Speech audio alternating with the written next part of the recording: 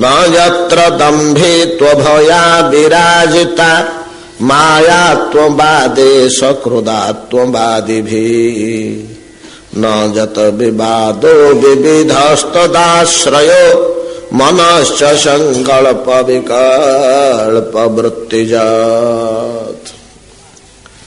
श्रीपाद शुतदेव उग्रश्रया नामधेय नैमिषारण्य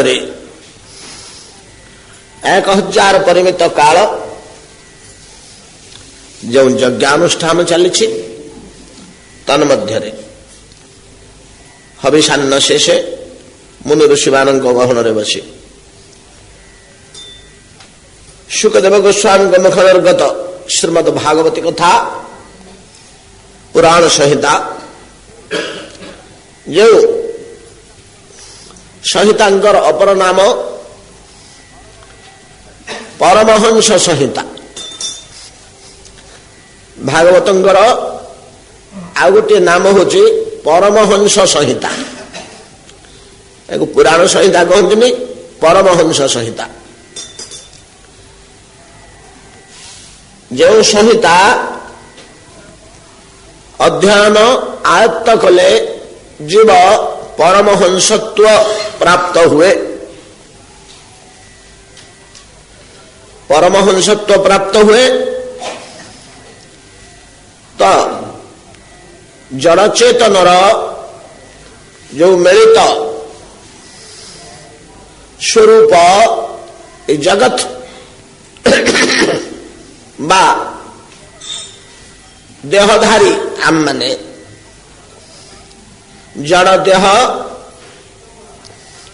चेतन आत्मा उभयंकर एक मिलित मूर्ति आमे चैतन्य दूरीभूत हेले जड़ देह स्थिर ही रही पारुनी।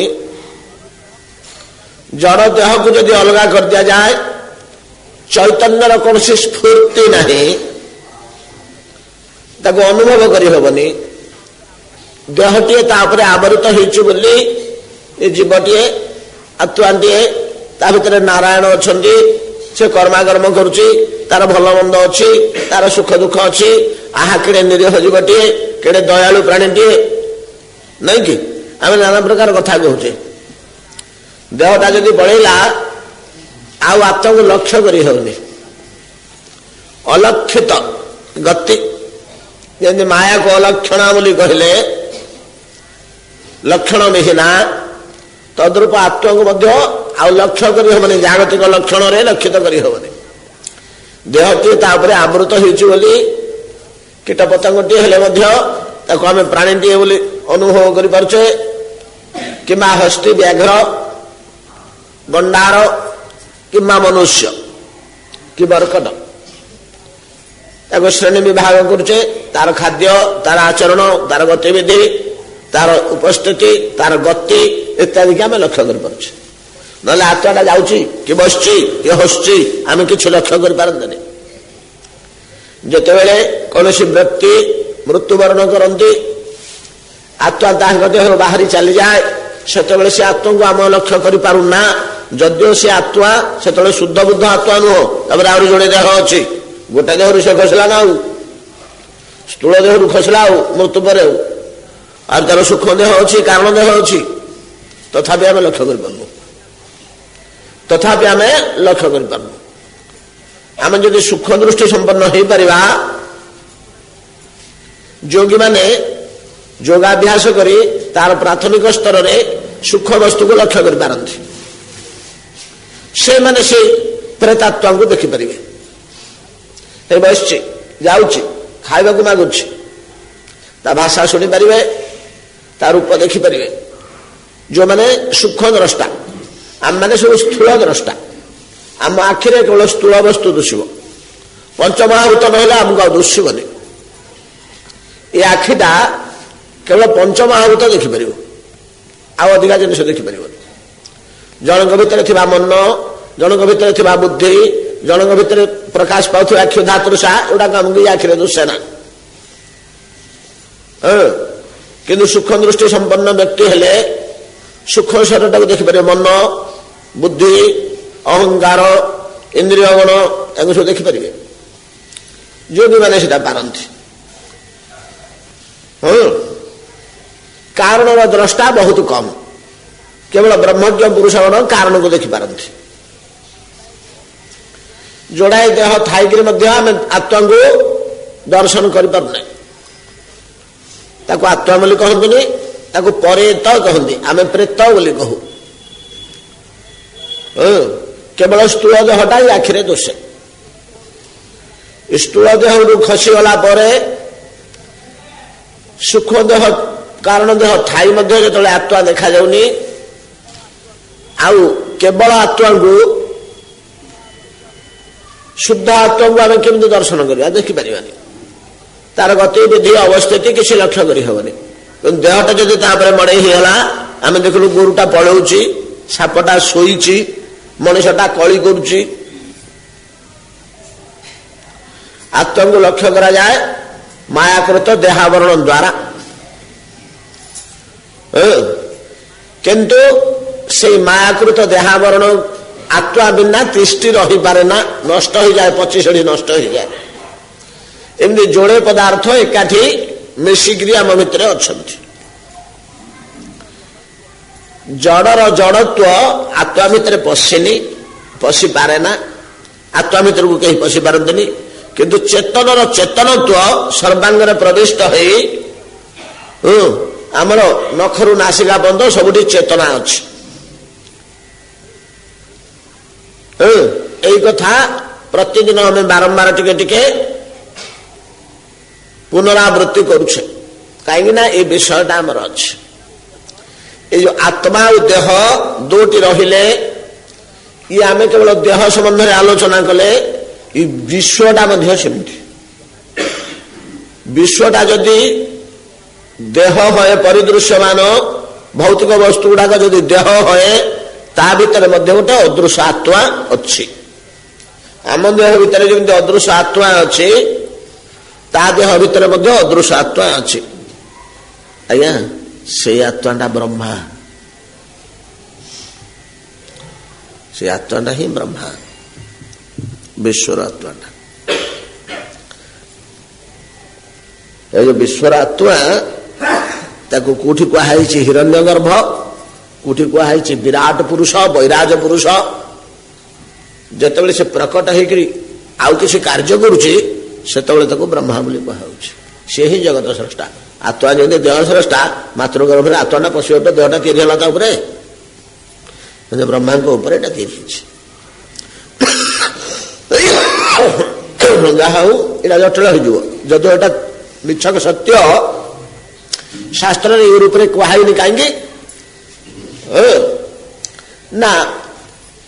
ब्रह्मा कहले आम जो वेद गर्भ विश्व स्रष्टा और माई की बुझाऊँ से तत्व हेले ब्रह्मत्वटा टे अलग।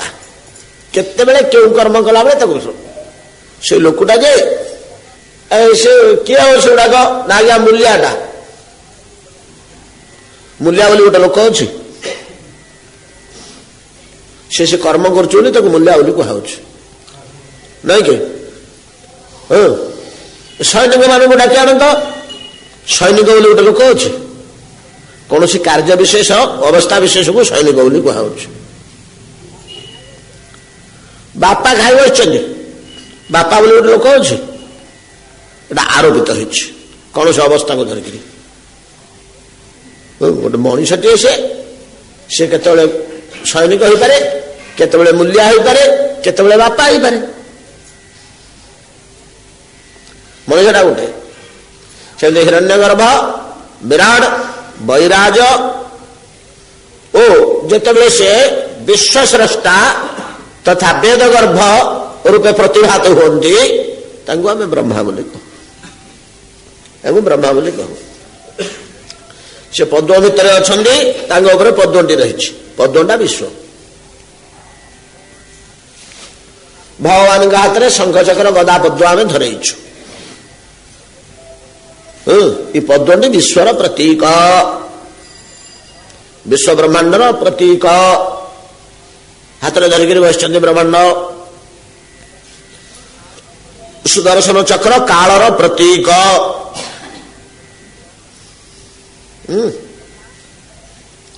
ଗଦା ଦୁଷ୍ଟ ବିନାଶ କର୍ମର ପ୍ରତୀକ।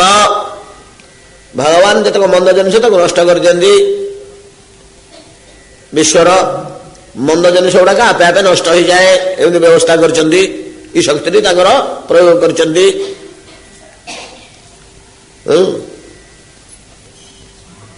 ଶଙ୍ଖଟି ପାଳନର ପ୍ରତୀକ। ଆମକୁ ପୋଷୁଛନ୍ତି, ପାଳିଛନ୍ତି। ଧାନ ଚାଉଳ, ନିଆଁ, ପାଣି, ପବନ ସବୁ ଯୋଗେଇ ଦଉଛନ୍ତି। ଯୋଉଗୁଡାକ ନହେଲେ ଆମେ ଚଳିପାରିବା।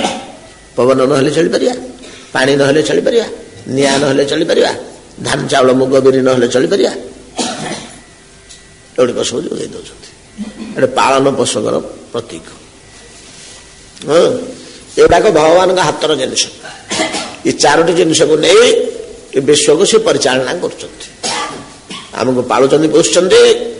ବିଶ୍ୱଭରଣ ପୋଷଣ କର ଜୋଇ, ତାଙ୍କର ନାମ ଭରତ ଅସହୋଇ। ଯାକେ ସୁମିରତ ଭଇ ଶତ୍ରୁନାଶା, ନାମ ଶତ୍ରୁଘ୍ନ ବେଦ ପ୍ରକାଶା। ଏସବୁ ରହିଛି। ତାର ତାତ୍ପର୍ଯ୍ୟ ନିର୍ଣ୍ଣୟ କରିକିରି କୋଉଠି କେମିତି କାଁ ଭାଁ ମୁନି ଋଷି ମାନେ ବିଦ୍ୱାନ ଗଣ ଟିକେ ଟିକେ ସୂଚନା ଦେଇଛନ୍ତି। ସେ ସୂଚନାକୁ ଧରିବାକୁ ହେଲେ ଏଇ ଯୋଉ ବ୍ରହ୍ମା, ତାଙ୍କୁ ବ୍ରହ୍ମା ନାଁଟା ଛାଡି ଦିଅନ୍ତୁ। ବ୍ରହ୍ମା ନାଁଟା କହିଲେ ଆମକୁ ଗୋଟେ ଅଲଗା ଲୋକ ଦୋଷୁଛି। ସୈନିକ କହିଲେ ଗୋଟେ ଅଲଗା ଲୋକ ଆମକୁ ଦୋଷୁଛି। ସୈନିକ କହିଲେ ଆମେ ଭିତରେ ମଣିଷଟେ ବୋଲି ଆମେ ତାକୁ ଧରିଲୁ। ସେ ବୁଢର ଅରଣ୍ୟ ଭିତରେ ନିରନ୍ତର ରକ୍ତପାତ କରୁଥିବା, ବଡ ଭୟାନକ ପରିସ୍ଥିତିରେ ଜୀବନ ଯାପନ କରି ଦେଶ ରକ୍ଷା କରୁଥିବା କୌଣସି ଏକ ବ୍ୟକ୍ତି ବିଶେଷ ବୋଲି ସିନା ଆମ ମଣିଷ ସମାଜ ଭିତରେ ଆମେ ତାଙ୍କୁ ଗ୍ରହଣ କରିପାରୁନୁ। ସୈନିକ ଆମେ ଯେମିତି ଗାଁ ଭିତରେ ଚଳପ୍ରଚଳ ସମସ୍ତେ ଏଇଭଳିଆ ଜଣେ ଲୋକ ବୋଲି ତାଙ୍କୁ ଧରିପାରୁନୁ, କିନ୍ତୁ ସେ ଏଇଭଳିଆ ଜଣେ ଲୋକ, ୟାଠୁ କିଛି ଅଲଗା ନୁହେଁ। ଏଇ ଯୋଉ ହିରଣ୍ୟ ଗର୍ଭ ବା ବିରାଟ ବା ବୈରାଜ, ଏଇ ଜିନିଷଟା କଣ? ଆଉ କିଛି ନୁହଁ। ଆପଣଙ୍କ ଆତ୍ମା, ମୋ ଆତ୍ମା, ତାଙ୍କ ଆତ୍ମା, ତାଙ୍କ ଭିତରେ ଥିବା ଆତ୍ମା, ତାଙ୍କ ଭିତରେ ଥିବା ଆତ୍ମା, ତାଙ୍କ ଭିତରେ ଥିବା ଜନ୍ଦା, ପିପୁଡି, ବାଘ, ସାପ, ହାତୀ, ଭାଲୁ, ପେଚା, ଯେତେ ସବୁ ଆତ୍ମା, ୟାର ପୁଞ୍ଜୀଭୂତ ଏକତ୍ରିତ ରୂପଟା। ସବୁ ଆତ୍ମା ଏମିତି ଏଡିକି ଏଡିକି ଏଡିକି ଏଡିକି ଏଡିକି ଏଡିକି ମୁଢି ଗୁଡିକ ସବୁ ଏକାଠି ହେଇକିରି ଗୋଟିଏ ମୁଆଁ ହେଇଛି। ସେମିତି ତାରି ଭିତରେ ସେଥିରୁ କିଛି ଫିଟିକିରି ଭୂଇଁ ଫୁଟେଇ ପଦାକୁ ବାହାରିଲେ ଜୀବଟା କୋଉଠୁ ଜାତ? ଭୂମି ଭିତରୁ ଜାତ ନା, ଆକାଶରୁ ଜାତ ହଉଛି କି ନାଇଁ? ଭୂମି ଭିତରୁ ଜାତ ହଉଛି। ସେଥିରୁ ଖସିଗଲା ଯେ ସେ ମୁଆଁ ଦିହରୁ ଯୋଉଠି ମାନେ ଫିଟିଗଲେ, ସେ ଭୂଇଁକି ଫଟେଇକିରି ଛିଦ୍ର କରି ବାହାରିଲେ ବାହାରକୁ। ଯେତେବେଳେ ବାହାରିଲେ କୀଟ ଟିକେ, ପୋକ ଟିକେ ମାଟି ଭିତରୁ ତାର ପରିବର୍ତ୍ତନ ହେଇ ତାର ପରିବର୍ତ୍ତନ ହେଇ ତାର ପରିବର୍ତ୍ତନ 84 ଲକ୍ଷ ଯୋନି ପରିଭ୍ରମଣ କଲା ପରେ ପରିବର୍ତ୍ତନ ହେଲା ପରେ ମଣିଷ। ଭୂମି ଭିତରୁ ବାହାରିଥିବା ନେଳି, ଶିଉଳି, କୀଟ, ଜୀବାଣୁ, ବୀଜାଣୁ, କ୍ଷୁଦ୍ର, ଯାହାକୁ ବୈଜ୍ଞାନିକ ମାନେ କହୁଛନ୍ତି 80,000 ପର୍ଯ୍ୟନ୍ତ ବୀଜାଣୁ ଗୋଟିଏ ଛୁଞ୍ଚି ମୁନରେ ରହିପାରନ୍ତି। କେଡେ କ୍ଷୁଦ୍ର, କିନ୍ତୁ ଦେହ ହେଇଗଲାଣି ସେତେବେଳକୁ। ଏଡ଼ିକି କ୍ଷୁଦ୍ର ହେଲେ ମଧ୍ୟ ଛୋଟିଆ ଦେହଟିଏ ତା ଉପରେ ଅଛି। ସେ ଦେହଟି ଆଉ କିଛି ନୁହଁ, କଣ ଟିକେ ପତଳା ଆବରଣ ଆତ୍ମା ଉପରେ। ଆଉ ଗୋଟେ ଛୁଞ୍ଚି ମୁନରେ ତ 80,000 ରହୁଛନ୍ତି। ଆଉ କେଡେ ଦେହଟେ ଯେ ଆମେ ତାକୁ ଦେଖିବା, ତାର ଗୋଡ କୋଠି ଅଛି, ନାଞ୍ଜ କୋଠି ଅଛି, ସିଂହ ବାହାରିଛି ନା ନାଇଁ। ସେଇ ଜଳଚର ହେଲା, ବନଚର ହେଲା, ନବଚର ହେଲା, ପଶୁ ପକ୍ଷୀ ହେଲା, ମର୍କଟ ହେଲା, ତାପରେ ମଣିଷ ହେଲା। ଯେତକ ତା ଦେହରୁ ସେ ମୁଆଁ ଦେହରୁ ଫିଟିକିରି ଯେତକ ବାହାରିଲେ, ଆଉ ଯେତକ ରହିଯାଇଛନ୍ତି ସେ ପ୍ରଚୁର ଅଛନ୍ତି ନା, ସେଟା ହିରଣ୍ୟଗର୍ଭ ଆତ୍ମା। ସେଥିରୁ ଗୋଟିଏ ଆତ୍ମା ଉପରେ ତ ଦେହ ଗୁଣ, ସେ ମେଞ୍ଚାକ ଆତ୍ମା ଉପରେ ଯଦି ବିଶ୍ୱଟା ଦେହ, ସିଷ୍ଟମଟା ଗୋଟିଏ, ପିଣ୍ଡ ବ୍ରହ୍ମାଣ୍ଡ ଏକ ତତ୍ଵ। ଏଇ ଯୋଉ ଚେତନ ଆଉ ଜଳ ମିଶିକି ଏ ବିଶ୍ୱ, ଆତ୍ମା ଆଉ ଦେହ ମିଶିକିରି ଏଇ ମଣିଷଟି, ଆତ୍ମାଟି ପଳେଇଲେ ତାକୁ ଆଉ ମଣିଷ କହିବୁନି, ଦେହଟି ପଳେଇଲେ ଆଉ ତାକୁ ମଣିଷ କହିବୁନି, ଆତ୍ମାଟି ପଳେଇଲେ ତାକୁ କହିବୁ ଶବ, ଦେହଟି ପଳେଇଲେ ତାକୁ କହିବୁ ପ୍ରେତ, ଅମୁକ ଗୋତ୍ରାୟ ଅମୁକ ପ୍ରେତାୟ ସଦା ନମଃ। ନଈ କୂଳେ ବସି ସ୍ୱେତ ଗଙ୍ଗା ତଳେ ବସି ପୁରୀ ତାକୁ ଉଠୁଅ, ଆମର ସବୁ ହବ ଯେ ସମସ୍ତଙ୍କର ହବ। ପୁରୀରେ ଅଛେ ତ ଗାଁ ଗହଳିରେ ଥିଲେ ଫୋପାଡ଼ି ଦେଇ ପଳେଇ ଆସନ୍ତେ। ବଡ କଟୁ ଶବ୍ଦ ସେଗୁଡାକ। ଅମୁକ ଗୋତ୍ରାୟ ଅମୁକ ପ୍ରେତାୟ, ସେଠି ପ୍ରେତ ବୋଲି ଉଚ୍ଚାରଣ ହବ ନା। ଆଉ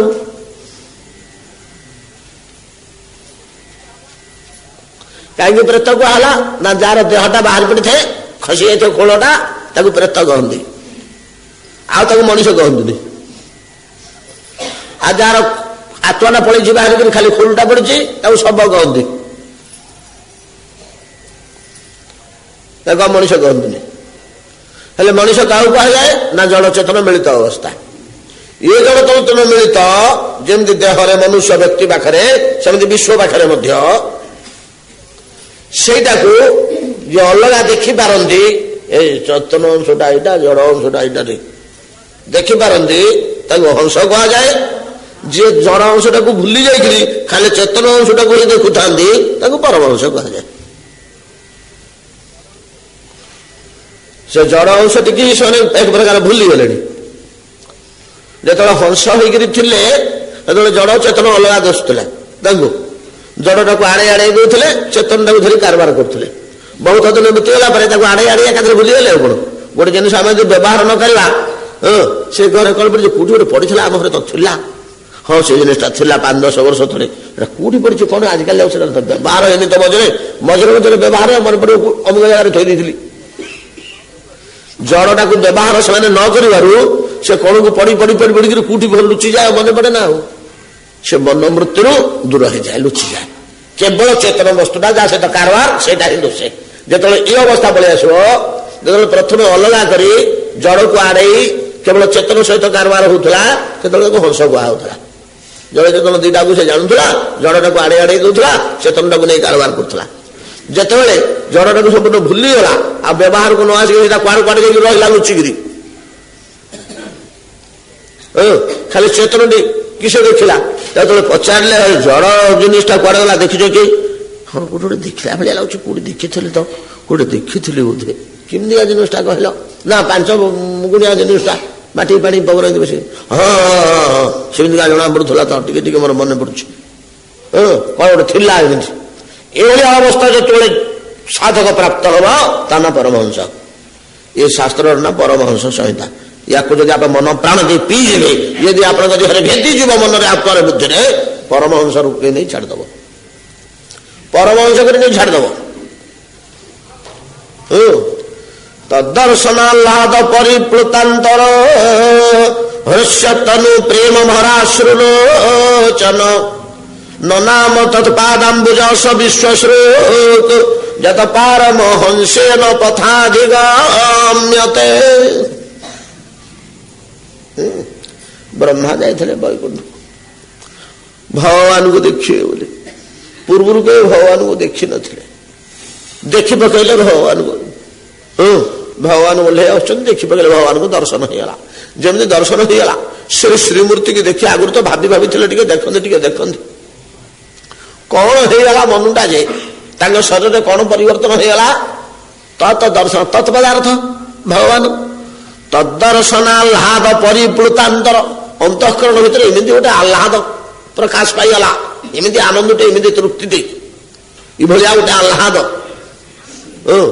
ତଦର୍ଶନ ଆହ୍ଲାଦ ପରିପ୍ଲୁତାନ୍ତର, ଅନ୍ତଃକରଣଟା ପରିପ୍ଲୁତ ହେଇଗଲା, ଆର୍ଦ୍ର ହେଇଗଲା, ଧୌତ ହେଇଗଲା, ବୋଳି ହେଇଗଲା।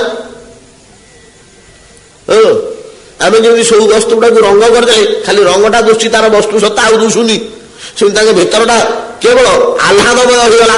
ମନଟା ଆହ୍ଲାଦ ବୋଳି ହେଇଯାଇଛି, ବୁଦ୍ଧିଟାରେ ଆହ୍ଲାଦ ବୋଳି ହେଇଯାଇଛି, ଅନ୍ତଃକରଣଟା ଆହ୍ଲାଦ ବୋଳି ହେଇଯାଇଛି, ଯୁଆଡେ ଦେଖେ ଆହ୍ଲାଦ।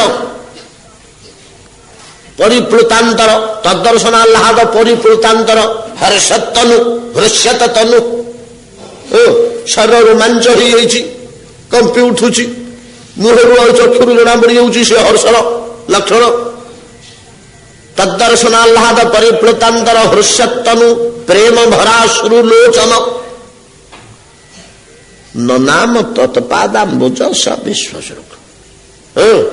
ଯେମିତି ସେ ପାଦ ତଳେ ପ୍ରଣାମଟେ କରିଦେଲେ, ସେ ପ୍ରଣାମଟେ କରିଦେବା କ୍ଷଣି ସାଙ୍ଗେ ସାଙ୍ଗେ ପରମହଂସତ୍ୱ ପ୍ରାପ୍ତ ହେଇଗଲେ। ତାତ୍ପର୍ଯ୍ୟ ଏଇଭଳିଆ ଗୋଟିଏ ପ୍ରଣାମ ଯଦି ଗୋବିନ୍ଦ ଚରଣ ଅରବିନ୍ଦରେ କିଏ କରିପାରେ, ତତ୍କ୍ଷଣାତ୍ ଜଡ଼ ଜ୍ଞାନ ବିଦୁରିତ ହୋଇ ଆତ୍ମଜ୍ଞାନ ପ୍ରକାଶ ପାଇଯାଏ। ପରମହଂସତ୍ୱ ପ୍ରାପ୍ତ ହେବା ପାଇଁ ଏତିକି ଯଥେଷ୍ଟ।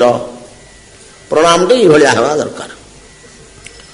ଏକୋପି କୃଷ୍ଣସ୍ୟ କୃତଂ ପ୍ରଣାମମ୍ ଦଶାଶ୍ୱମେଧ ଅବଭୃତ ସ୍ନାନମ୍ ଦଶାଶ୍ୱମେଧି ପୁନରେତି ଜାତମ୍ କୃଷ୍ଣ ପ୍ରଣାମୀ ଅପୁନର୍ଭବାୟ।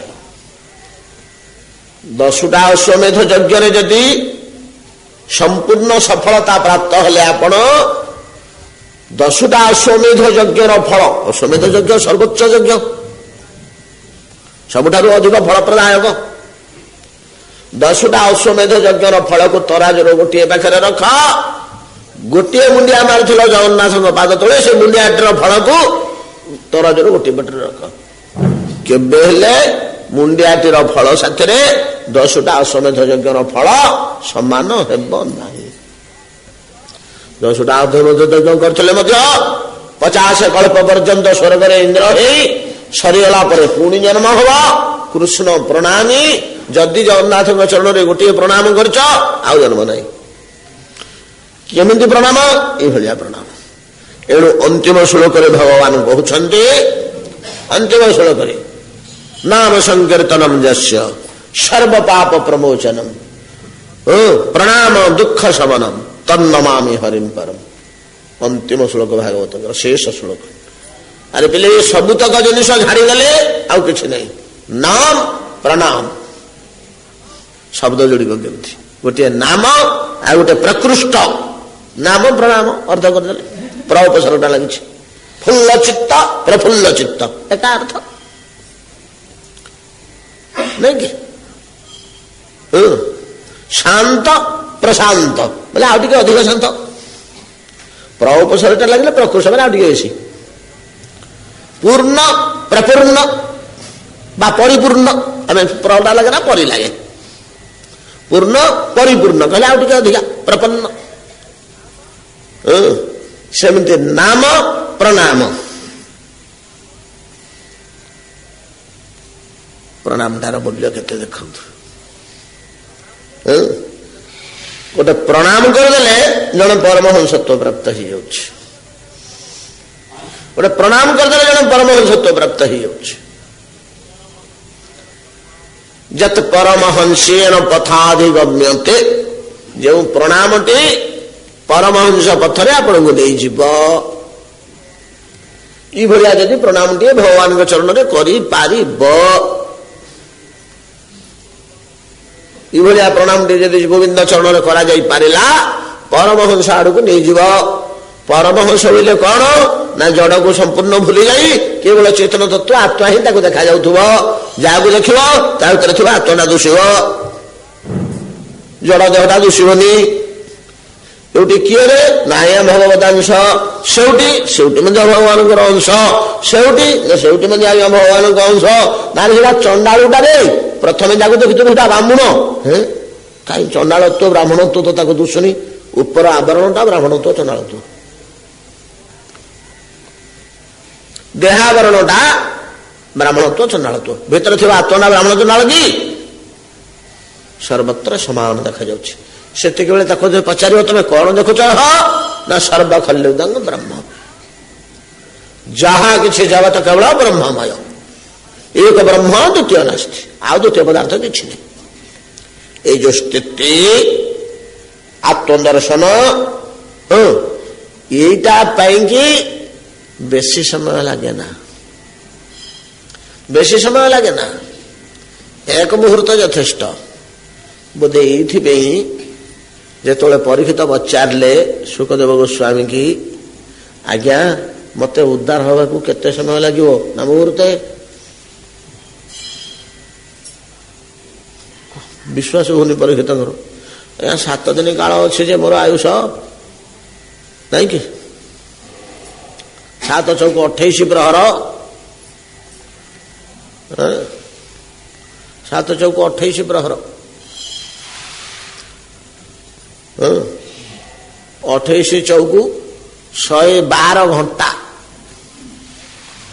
ନା 3 ଘଣ୍ଟା ପରା 7 ଦିନଟା 84 ଘଣ୍ଟା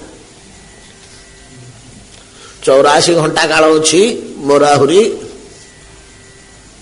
ନାଇଁ ମ 84 କେମିତି କେତେ ଗୁଡେ ହଉ 24 ତା 84 100 ବେଶୀ ହଉ 168 ଘଣ୍ଟା 24 ତା 12 7 84 ଅଛି ବୋଲିକିରି ମୁଁ ଚିନ୍ତା କରୁଛି ଆପଣ କହୁଛନ୍ତି କଣ ମୁହୂର୍ତ୍ତକରେ ହେଇଯିବ ନା ହଁ ମୁହୂର୍ତ୍ତକରେ ହେଇଯିବ ଆଜ୍ଞା କାର କେବେ ହେଇଛି ନା ହଁ ହେଇଛି ଖଟୁଆଙ୍ଗଙ୍କର ସେ ଦେବଲୋକକୁ ଯାଇଥିଲେ ଦେବଲୋକକୁ ଯାଇ ଏଇ ମୁହ ଦେବଲୋକକୁ ଯିଏ ଯାଉଛି ସେ ମୁହ ପାଖରେ ଯାଇ ପହଞ୍ଚି ଯାଇଛି ତାର ସାଧନ ସବୁ ସରିଯାଇଛି ଦେବତାଲୋକ ଦେବତାମାନଙ୍କୁ ଯିଏ ରକ୍ଷା କରିପାରୁଛି କଣ ସେ ଶକ୍ତି ବଳରେ ସିଏ କଣ ମାନବୀୟ ସ୍ତରରେ ଅଛି ଦେବତା ମାନେ ଅସୁର ମାନଙ୍କ ଦ୍ୱାରା ପୀଡ଼ିତ ହୋଇ ଧର୍ମ ବଳରେ ବଳିଆନ ୟାଙ୍କୁ ଡାକିଲେ ଖଟୁଆଙ୍ଗ ଆସ ଖଟୁଆଙ୍ଗ ଯାଇ କଣ ହେଇଛି ନା ଦେବତା ଅସୁର ମାନେ ଆମକୁ ବଡ ପୀଡା ଦେଲେଣି ତମେ ନା ଆମେ ପାରୁନୁ ତମେ ଦେବତା ମାନେ ବଜ୍ର ପାଣି ତମେ ପାରୁନ କଣ ନା ବଡ ବଳଶାଳୀ ହେଇଛନ୍ତି ନା ଆଚ୍ଛା ଆଚ୍ଛା ଆଚ୍ଛା ଧନୁର୍ବାଣ ଧରିଲେ ଗଲେ ଧର୍ମ ବଳରେ ସେମାନଙ୍କୁ ବିଦ୍ରୁତ କରିଦେଲେ ହେଲେ ଧର୍ମ ବଳରେ ଯିଏ ଦେବତା ମାନଙ୍କୁ ରକ୍ଷା କରିପାରୁଛି ଅସୁର ମାନଙ୍କୁ ବିଦ୍ରୁତ କରିଦେଇ ପାରୁଛି ତାର ଧର୍ମ ସାଧନା କରିବାକୁ ବାକି ଅଛି କି ପଳେଇଲାଣି ନା ସେ ସ୍ତରକୁ ତେଣୁ ମୁହୂର୍ତ୍ତକରେ ହେଇଗଲା ପଚାରିଲେ ଦେବତାମାନଙ୍କୁ କହିଲେ ଆଜ୍ଞା ଆମକୁ ଆପଣ ରକ୍ଷା କରିଦେଲେ ଆପଣଙ୍କୁ କଣ ଗୋଟେ ଉପହାର ଦିଅନ୍ତୁ ନା ହଁ ଉପହାର ନେବି ଯେ ମୋର ଆୟୁଷ କେତେ ଅଛି ଦେଖିଲ ଆୟୁଷ ଅନୁସାରେ ନେବା ନା ଆଉ ଗୋଟେ ଜିନିଷ ନେଇଯିବା ଆଉ ସେଟା ନେଲା ବେଳକୁ ଆମେ ମରିଯାଇଥିବା ନାଇଁ କି ଗୋଟେ ଗଛଟେ ଆପଣଙ୍କଠୁ ନେବା ସେ ଗଛଟେ ବଡ ହେଇକି ଫଳ ପଡିଲା ବେଳକୁ ଆମେ ପ୍ରାଣ ପଳେଇଥିବ ଲାଭ କଣ ନେଇକି ଆୟୁଷକୁ ଧରିକି ନେବା ନା କେତେ ଦିନ ଅଛି ସାଙ୍ଗେ ସାଙ୍ଗେ ଭୋଗ ହବ କି ନାହିଁ ଆୟୁଷ ତାକ ଦେଖିଲା ବେଳକୁ ବାହାରିଲା ମୁହୂର୍ତ୍ତେ କଣ କରିବି ଆଉ ଲୁଚେଇକି ରଖିବାକୁ ମଧ୍ୟ ଉପାୟ ନାହିଁ କହିଲେ ଖଟୁଆଙ୍ଗ ଆପଣଙ୍କର ମୁହୂର୍ତ୍ତେ ଠିକ ଅଛି ସବୁ ଛାଡ଼ିଦେଲେ ଜାଗତ କେତେ ଧର ସବୁ ଛାଡ଼ିଦେଇକି ଭଗବାନଙ୍କ ଚରଣ ନିବେଶ କରିଦେଲେ ଗୋଟେ ମୁହୂର୍ତ୍ତ ଭିତରେ ହେଇଗଲା ଯାହା ହଉ ସୁଖଦେବ ଗୋସ୍ୱାମୀ ଯୋଉ କହିଲେ ମୁହୂର୍ତ୍ତ ଭିତରେ ହବ ବୋଲି ବାସ୍ତବିକ ଗାମୁଛା ହଜି ଯାଇଛି କାଲି ଆଲୋଚନା କରୁଥିଲେ ସକାଳୁ ଖୋଜା ଚାଲିଛି ମିଳିଲାନି ସନ୍ଧ୍ୟା ପର୍ଯ୍ୟନ୍ତ ଖୋଜା ହେଲା ଚଳିଲାନି ଖାଇଲେ ପିଲେ ଶୋଇପିଲେ ସକାଳରେ ଗାମୁଛାଟା ମିଳିଲା କି କାଲି ନା ନାହିଁ ଖୋଜା ହଉ ଟିକେ ପୁଣି ଖୋଜା ହେଲା ମିଳିଲାନି 2 ଦିନ ହେଲା ଗାମୁଛା ଖୋଜା ହେଲା ମିଳିବାକୁ କେତେ ସମୟ ଲାଗିଲା ଆରେ ଏଇଠି ପଡିଛି ଗୋଟିଏ ସେକେଣ୍ଡ ତଦ୍ରୂପ ଯୋଉ ଆତ୍ମାକୁ ଆମେ ଭୁଲି ଯାଇଛେ ଦେହଟାକୁ ଗ୍ରହଣ କରି ଯାଇଛେ ମୁଁ ବୋଲି ହଜି ଯାଇଛି ଯୋଉ ଆତ୍ମାଟା ଅନୁସନ୍ଧାନ ସିନା କୋଟି କୋଟି ବର୍ଷ ଲାଗିପାରେ କି 100 କି 10 ବର୍ଷ 25 ବର୍ଷ ଲାଗିପାରେ ପ୍ରାପ୍ତିଟା କେତେ ସମୟ ସଟକୃତ ଗାମୁଛା ମିଳିଲା ଭଳିଆ ମିଳିବ କାଲି ଆମେ ଆଲୋଚନା କରିଥିଲେ ଗାମୁଛାଟା ମିଳିବାକୁ 2 ଘଣ୍ଟା ଲାଗିଲା କି এই গামছার আগে টিকে টিকে মিଳିଲା ତାପରେ 4 ଆଙ୍ଗୁଳ ହବ ଗାମଛାଟା ମିଳିଲା ତାପରେ ଚାଖଣ୍ଡା ହବ ମିଳିଲା କିନ୍ତୁ ଟିକେ ଟିକେ ଦୁଶୁଛି ତଦ୍ରୂପ ହଜି ଯାଇଥିବା ଆତ୍ମାକୁ ପାଇବା ପାଇଁ 1 ମୁହୂର୍ତ୍ତ ଯଥେଷ୍ଟ ଆମେ ଜନଗଣଙ୍କର ଉଦାହରଣ ଦେଇ ଆଲୋଚନା କରିଛେ ସବୁ କଥା ରିପିଟ ହେଇଗଲା ଟିକେ ଟିକେ ଟିକେ ଟିକେ ସୂଚନା ଆଉ ଆମର ବେଶୀ ସମୟ ନେବା ଦରକାର ନାହିଁ ବୃହସ୍ପତି କହୁଛନ୍ତି ବତ୍ସ ଜନ୍ମେଜୟ न जत्र दम्भेत्वया विराजिता मायात्ववादे सकृदात्ववादिभिः न जत विवादो विविधस्तदाश्रय मनश्च संकल्प विकल्प वृत्तिजात तुम्हें यदि आत्मवादी मानक सह गोटे थर आत्मविचार करदेल एवं से विचार रे तुम आत्मज्ञान प्रकाश पाईगला केते केते उदाहरण दे खाली आम आलोचना कर 10 वर्षर अंधकार घर भितर थिला ସୁଇଚଟା ଟେପିଦେଲା କ୍ଷଣି ଅନ୍ଧକାର କୁଆଡେ ପଳେଇଲା, ଆଲୋକ ହେଇଗଲା। ଏମିତି ଚଟକିରେ ଆତ୍ମଜ୍ଞାନଟା ପ୍ରକାଶ ପାଇଯାଏ, ଏ ଜଡ଼ ଜଗତ ଲୁଚିଯାଏ, ଆତ୍ମା ଦୂଷିଯାଏ। ମୋ ଗୃହେ ଜ୍ଞାନ ଦୀପ ଜାଳି ଅଜ୍ଞାନ ଖଣ୍ଡ ବନମାଳି। ମୋ ଗୃହେ, ଗୃହ ବୋଲେ ଶରୀର ଭିତରେ, ହୃଦୟ ଆଭ୍ୟନ୍ତରରେ ଯୋଉ ଅଜ୍ଞାନ ଅନ୍ଧକାର ମାଡ଼ି ବସିଛି, ଜ୍ଞାନ ଦୀପ ଜଳି ଉଠିଲେ ସେ ଜ୍ଞାନ ଦୀପଟି କିଏ? ଏ ଆତ୍ମଦର୍ଶନ, ଆଲୋକିତ ହେଇଯିବ ଭିତରଟା। ଅଜ୍ଞାନ ଅନ୍ଧକାର ଗୋଟିଏ ମୁହୂର୍ତ୍ତ ଲାଗିବନି ଦୂର ହବା ପାଇଁ। ଏଇଭଳିଆ ଅତଏବ ଏଠି ସତ୍ସଙ୍ଗକୁ କେତେ ଦୂର ଗୁରୁତ୍ୱ ଦିଆହଉଛି, ସତ୍ସଙ୍ଗକୁ କେତେ ଦୂର ଗୁରୁତ୍ୱ ଦିଆହଉଛି। ଆମେ ଯଦି ସେଭଳିଆ ବିପୁଳ ଆତ୍ମଜ୍ଞାନ ସମ୍ପନ୍ନ ବ୍ୟକ୍ତିମାନଙ୍କ ଗହଣରେ ଅଳ୍ପ କିଛି ଦିନ କଟେଇଦବା,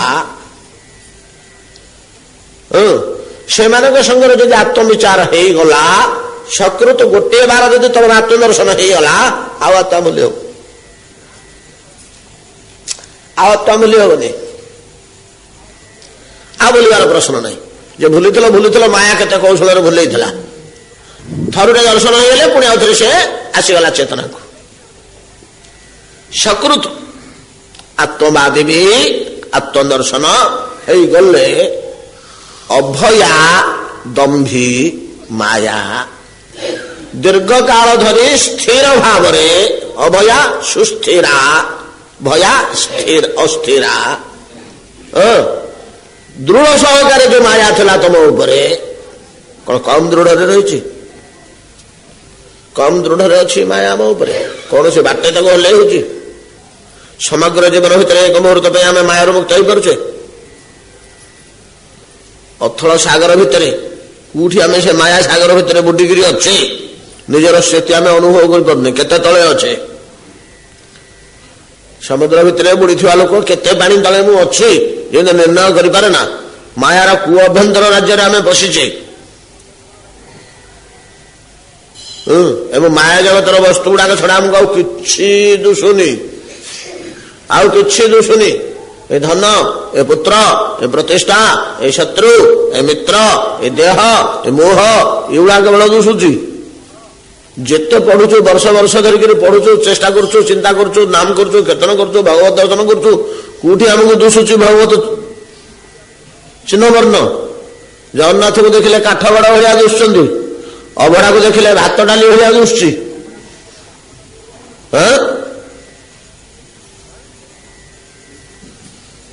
ଏପର୍ଯ୍ୟନ୍ତ ଶ୍ରୀକୃଷ୍ଣ ମୂର୍ତ୍ତି ଦେଖିଲେ ସପ୍ତଧାତୁ ଜ୍ଞାନ ଆସୁଛି, ପଥର ଜ୍ଞାନ ଆସୁଛି, ଭଲ ମୁଗୁନି ପଥର ହେ, ଏଟା କୋଉଠିକା ତିଆରି? ଏଇ ଜ୍ଞାନ ହିଁ ଆମର ଆସୁଛି। ଚିନ୍ମୟ ଜ୍ଞାନ କୋଉଠି ଆସୁଛି? ଏଟା ପଥର ନୁହେଁ, ଚିନ୍ମୟ ସତ୍ତାଟା ପଥର ଭଳିଆ ମାୟାର ପ୍ରଭାବରେ ପ୍ରହେଳିକାରୀ ପ୍ରତିଭାତ ହଉଛି, ଏଇ ଜ୍ଞାନ ଆସୁଛି। କୋଉଠି ଆସୁଛି? ମାୟା ସାଗର ଭିତରେ ବୁଡିକିରି ରହିছে। ଏମିତି ଦୃଢ ଓ ସୁସ୍ଥିର ଭାବରେ ରହିଥିବା ମାୟା ଥରୁଟେ ଆତ୍ମଜ୍ଞାନ ହେଇଗଲେ ତତ୍ର ନ ବିରାଜିତା, ଆଉ ନାହିଁ ମାୟା। ଅନ୍ଧାର ତ ଗୋଟେ ମୁହୂର୍ତ୍ତ ଭିତରେ ପଳେଇବ, ଆଉ କଣ? ଆଲୁଅ ଜଳିଗଲା କ୍ଷଣି ଅନ୍ଧକାର ଲୋପ ପାଇଗଲା, ଆଉ ଅନ୍ଧକାର ସ୍ଥାନ ନାହିଁ। କୃଷ୍ଣ ସୂର୍ଯ୍ୟ ସମ ମାୟା ହନ ଅନ୍ଧକାର, ଯାହା କୃଷ୍ଣ ତହା ନାହିଁ ମାୟାର ଅଧିକାର, ଆଉ ସେଠି ଅନ୍ଧକାର ନାହିଁ। କେମିତି ଆର ଲକ୍ଷଣ କଣ?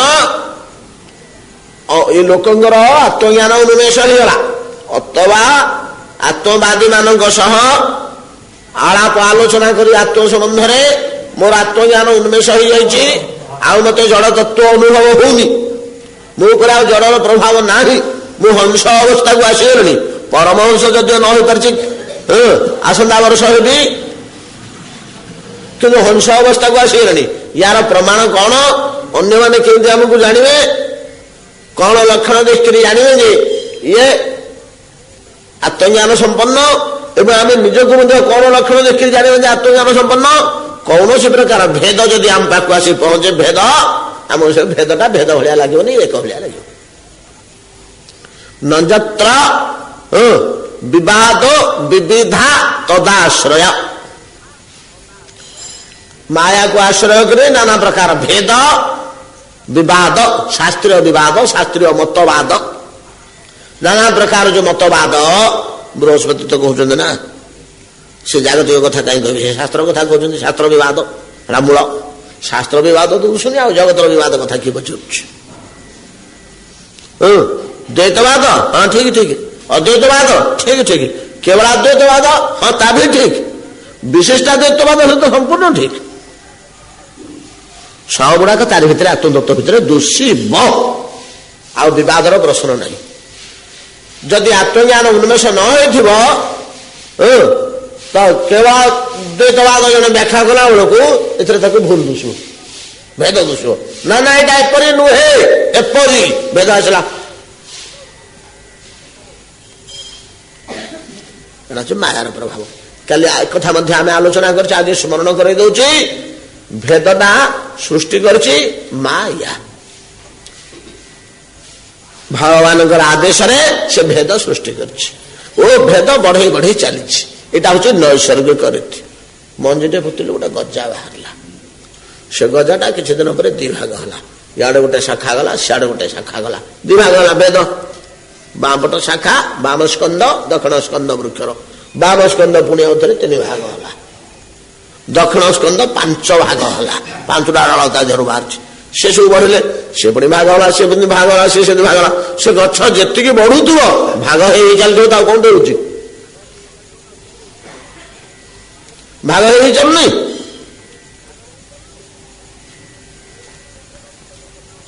जिते से बढ़ुव जिते काल बंचुव सियाड़ू सियाड़ू कौन हो केवल भाग भाग हो ना गोटे शाखा टी वर्ष बाहर 4 मास पर जोड़े बाहर आउ गोटे बाहर इे शाखा टी गला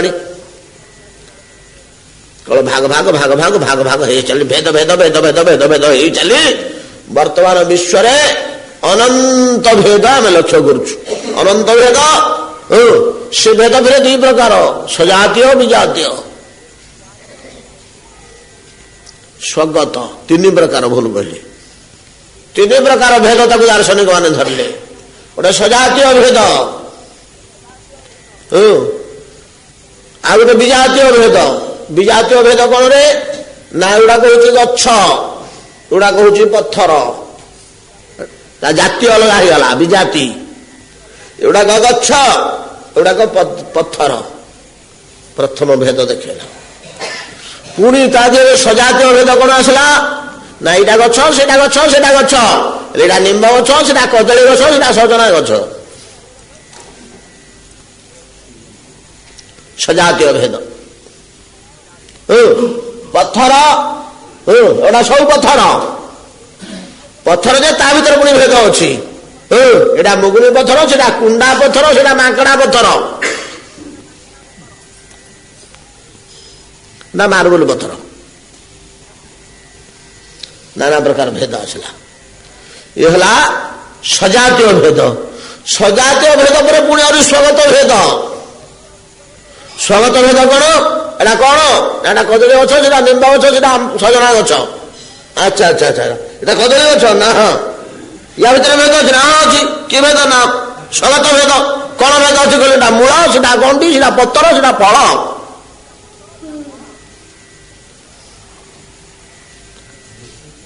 नहीं कि नहीं कि गोटे जीव भितर यहाँ सिंह सेटा गोड़ सेटा लांज सेटा पेट सेटा चूड़ षंडर जो अनंत भेद सृष्टि कर छाड़ी ये भेद एपरी कर गोटे वस्तु आमको अनंत कर देखा गोटे वस्तु को माया एमती भेड़ देखी एटा तो लुचिज कौन से गोटे वस्तु पुणी देखा या देहरे आत्मा ता देहरे आत्मा ता देहरे आत्मा ता देहरे आत्मा ता देहरे आत्मा ता देहरे आत्मा गोटे पदार्थ बामण देहरे जो आत्मा तो ना देहरे से आत्मा देह दुटा को काढ़ी देकर आत्मा दुटा टेबुल उपर आउ चिन्ह हेनी बामुणर कु आत्मा चंडाल कु आत्मा पुणी जब सिद्ध भितर गलेगा बामुण आत्मा चंडाल देहरे पशु चंडाल देहटा बामुण हाथ में पशु धरी हेनी हो बदल जापे हो बदल किसी क्षति नहीं हो से पशिगला चंडाल आत्मा जब धरला तो बामुण देहरे पशु बामुण बोली अनुभव कर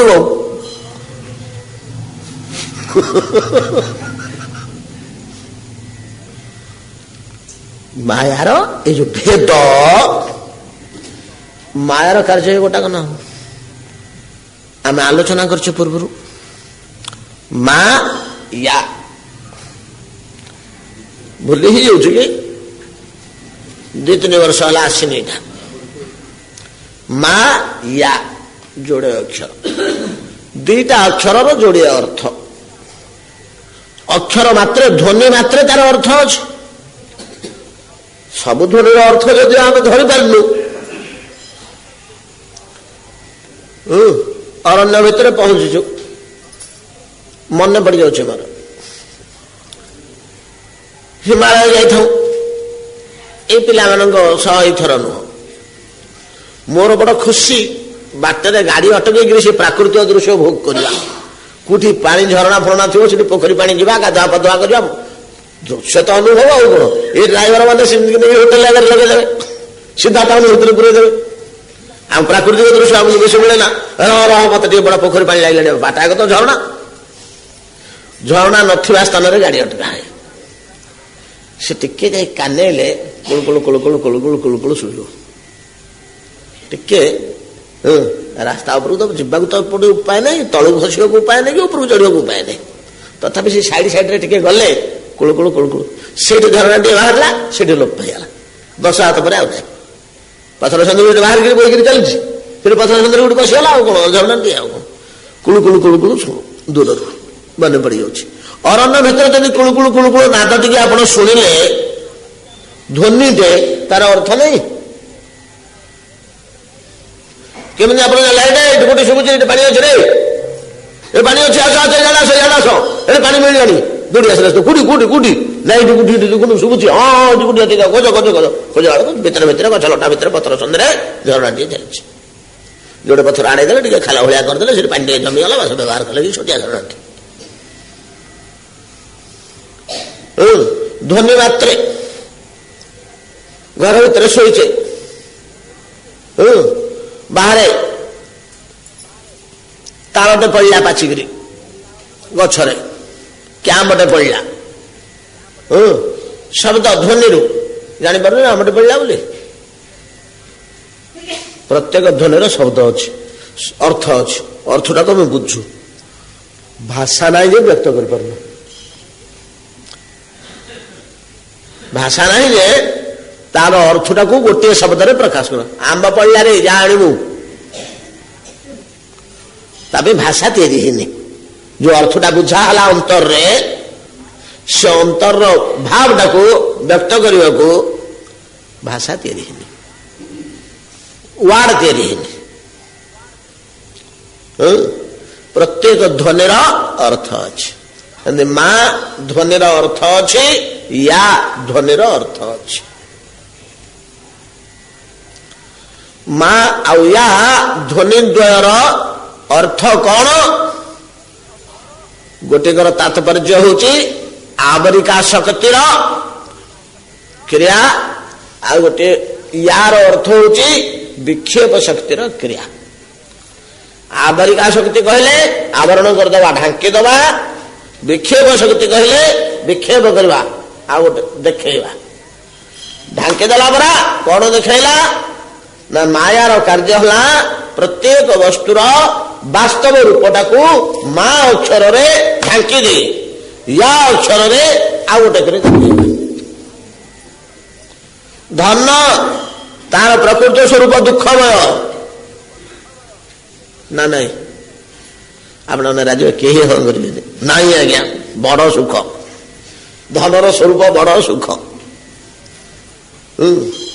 ଆଉ 2% ହୁଅନ୍ତା କି ଟିଆଇ ବଢନ୍ତା, 2% ହେଲେ ମଧ୍ୟ ବଡ ସନ୍ତୋଷ।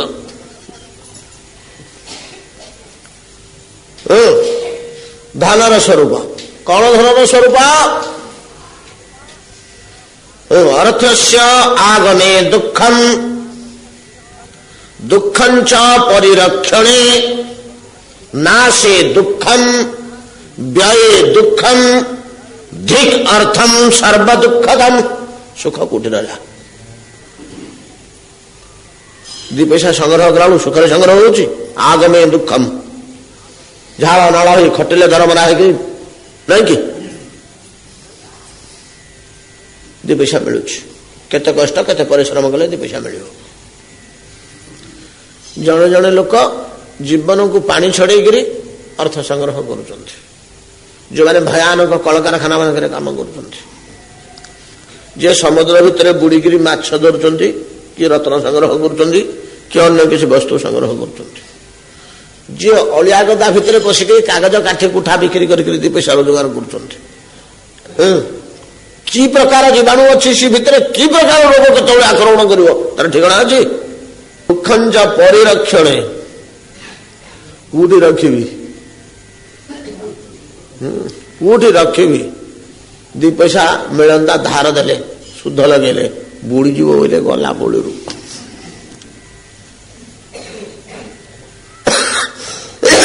बैंक रखिले इनकम टैक्स बोलते सब तक काटिक रखीदेबू ते खाली कागजटा दिहब कौटी रखियो घर को नहीं कहीं क्या देवी मो तकिया तले मोर था डकई तो झरका गोटे छुरी देखा मुंडा तकिया तले रखना झरका गोटे हाथ गले छुरी देखा मुला तले रखीचु धनस्य अर्थस्य आगमे दुखम दुखम च परिरक्षणे नाशे दुखम व्यये दुखम खर्च हो दुख लगुच आम पैसा टी सरीगला कौन करी फे फिटे पार्श गला बेलू आउ 200 टंका अच्छी घर बंद जापरि कि नहीं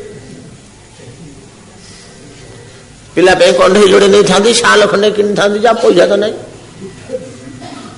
ये गाड़ी वाला होटल वाला सब नहीं गले व्यय दुखम किए नहीं आम खर्च कर भोग कर व्यय दुखम नाशे दुखम चोरी होगा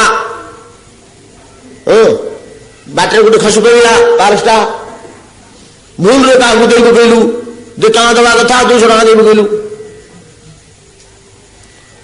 ता दुख होता दुख नहीं से दिन अन्न बनी सब पिता लगे कि छुआ मन होनी जन जन को जर हो मोटा आकार जब हजिज कि जर हो ना से दुखम व्यय दुखम देख अर्थम सर्व दुखदम किंतु बांधिक केमती रखुची केमती बांधिक रखुची महाभारत युद्ध हम दुई पटे दुई बाहिनी सैन्य छिड़ा हो आउ 10-15 मिनट पर युद्ध आरंभ हम युद्धर बेला जो लग्न निर्णय से लग्न आसीगले सेनापति जो शंख बजे देवे युद्ध आरंभ हो उभय दल सेनापति अच्छा गोटे पटे भीष्म गोटे पटे धृष्टद्युम्न पांडव पक्षर सेनापति धृष्टद्युम्न कौरव पक्षर सेनापति भीष्म एमाने दुई पटे जो शंख बजे देवे आरंभ हो किंतु से तो काल बेला देखिक आपण गोटे कथा शुणिले आश्चर्य हे महाभारत युद्ध पे जूपस्तंभ शुभकुंड यज्ञ युद्ध मध्य यज्ञ जूपस्तंभ जाजपुर रे बता होता एवं अच्छी से मुझे देखा जा छात उच्चा हम तो चारिपटे ग्रिल कर गवर्नमेंट तरफ खूब मोटा गोटे पत्थर बड़ सुंदर कारुकार्य है सेटा हूँ महाभारत शुभ स्तंभ जमती गोटे शुभ दिहला से युद्धर से शुभ दिखाई पृथ्वीर माने युद्धटा तुमुल हवा दरकार उग्र हवा दरकार से बेलू ग्रह नक्षत्र मान उग्र दृष्टि जो पड़े चरम उग्र सब ग्रह मान उग्र दृष्टि से स्थान शुभ दिखाई कौन युद्ध पे उग्र काल दरकार ना ना योद्धा मानकर हो प्रेरणा आसवनी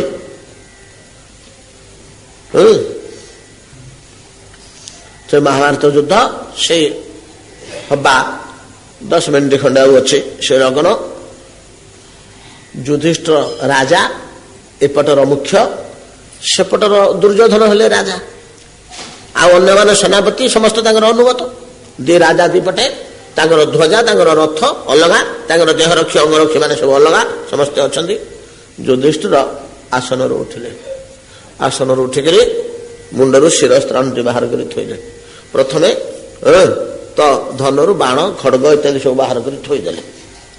ଥୋଇ ଦେଇକରି ଶିରସ୍ତ୍ରାଣଟି ବାହାର କଲେ।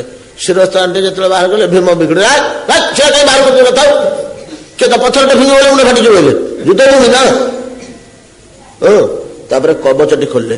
କବଚଟି ଯେତେବେଳେ ଖୋଲିଲେ ସମସ୍ତେ ଆଶ୍ଚର୍ଯ୍ୟ ହେଇଗଲେ, କି କଥା, ଯୁଦ୍ଧ ଭୂମି, ଶତ୍ରୁ ସେପଟେ ରେଡି ହେଇକି ଛିଡା ହେଇଛନ୍ତି, ଗୋଟେ ବାଣ ବିନ୍ଧିଲେ ପ୍ରାଣ ଯିବ, ରଜା ଡାମାରି ଗଲା କି ଯୁଦ୍ଧ ଶେଷ ନାଇଁ କି?